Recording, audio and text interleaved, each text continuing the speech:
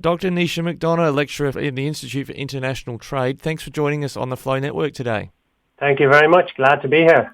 Now, your university has contributed to a study about the impact of the trade and other behaviour China has conducted towards Australia, and our focus particularly for our farmers in the regions. What have you been able to quantify? Yeah, so look, we've just released a paper titled Economic Coercion by China, the Impact on Australia's Merchandise Exports. So for that paper, we were working closely with some former distinguished officials from the Department of Foreign Affairs and Trade. And the goal was really to get a good quantification of just how significant China's acts of recent trade coercion have been. Now, the reason we're calling them coercion is because there's a strong feeling that they're politically motivated. Some of the actions were even flagged up by China's ambassador to Australia last year as in response to things like the Australian government calling for an inquiry into the global pandemic. So, for example, they mentioned that maybe China would stop buying wine, the ambassador had said at the time. And sure enough, come to pass, a few months later, there was some major, what's called an anti-dumping measure applied by China to Australian wine. It was also applied to barley exports.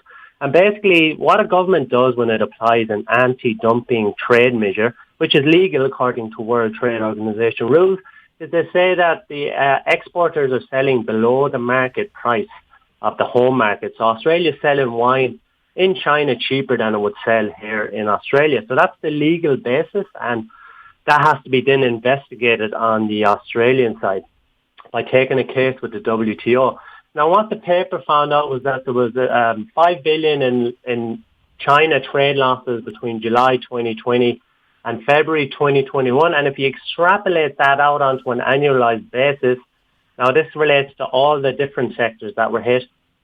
This comes up to about 23 billion Australian dollars. This is about 1% of gross domestic product for Australia. It's a vast sum of money. And the paper really wanted to draw that out to show how much pain has actually been dealt out. Yeah, and the pain we know, particularly for the wine industry, has been really difficult because they've had to find a home for product that was finding its way to China. They're doing a really good job of achieving that. But the WTO process, it seems to take an awful long time. And by the time you work out whether it's actually a justified case or not, the damage has kind of already been done. Yeah, look, you've raised a very important point, and members of the WTO are well aware of this point, and there's a lot of complaint and discussion about how to get around this. So effectively, you're looking at minimum 3 years, it can be 5 years. There's a case at the moment taking 17 years between the EU and the US over subsidies to their airline industry, Airbus and Boeing. So exactly right. I mean, the damage is going to be done. You're looking at many years before the case can be finalized within the WTO. There's lots of legal issues. It's a very detailed case. It requires a lot of resources actually from the Department of Foreign Affairs and Trade. And nobody starts these kind of cases lightly because of the intense amount of resources required, the expertise.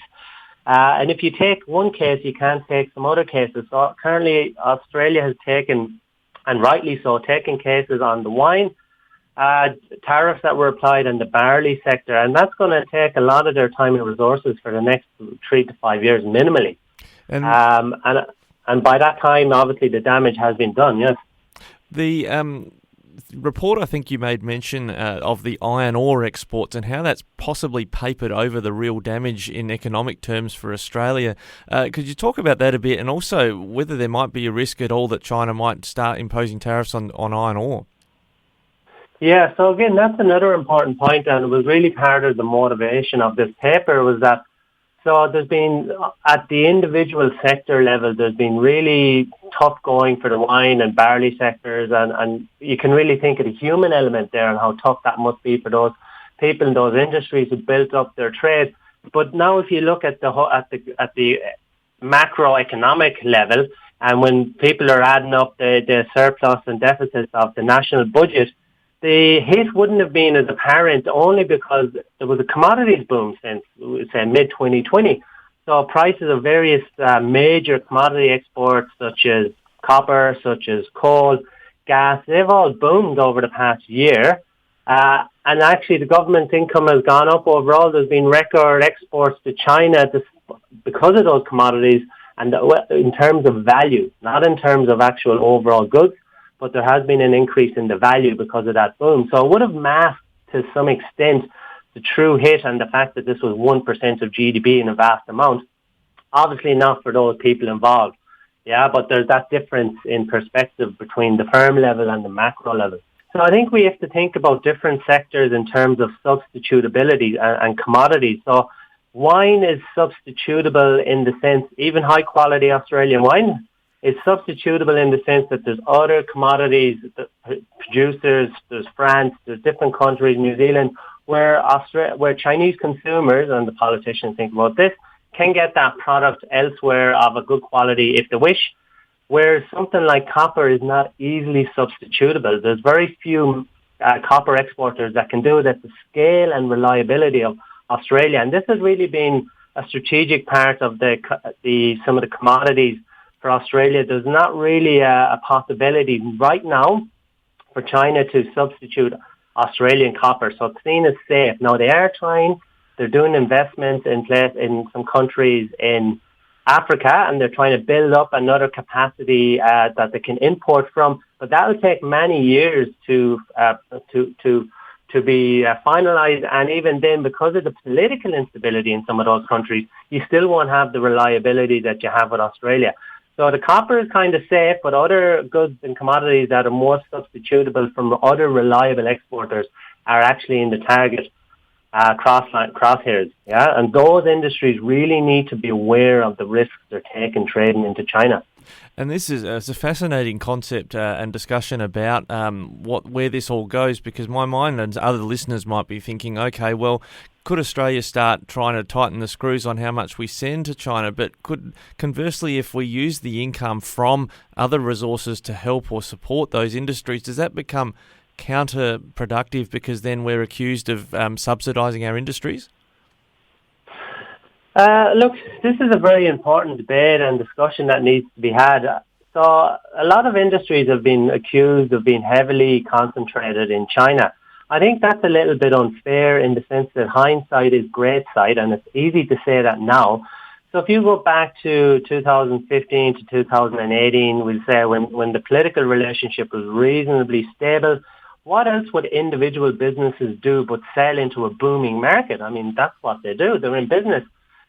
They couldn't have foreseen how quickly and how badly the relationships would have deteriorated. And also from an individual business perspective, that's their risk. It's only at the macro level, again, what seems rational individually can be a risk nationally for the country.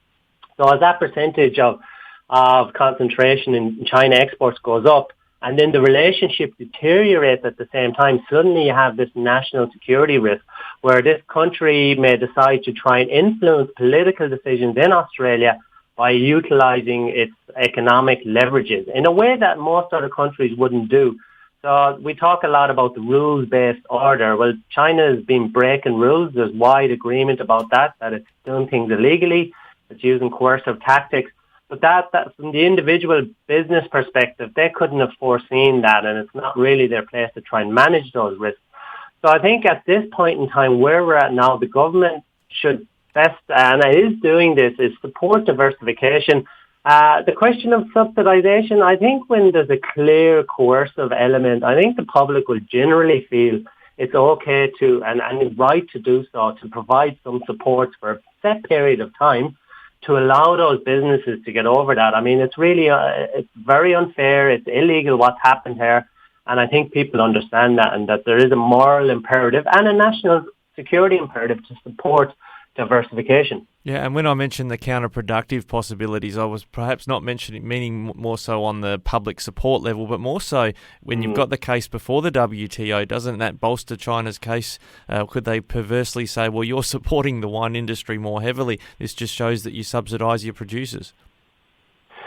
Yeah, so there's ways within the WTO that subsidies are illegal versus legal, so there's different criteria. So you can provide support in ways that are legal under WTO rules, and then that won't be an issue within that case. So the government just needs to ensure that the type of support it provides is legal. Yeah. Yeah, I get that. Rather than breaching any of the rules. So again, that's just a case of being very clear on what you're doing and what the legal provisions in relation to that are. Well, Dr. Naoise McDonagh, that's absolutely fascinating and great to catch up with you about it. And thanks for your report that's helped to put a spotlight on, for instance, wine and barley that might have been overlooked amid the iron ore boom here in Australia. Thank you very much. Pleasure to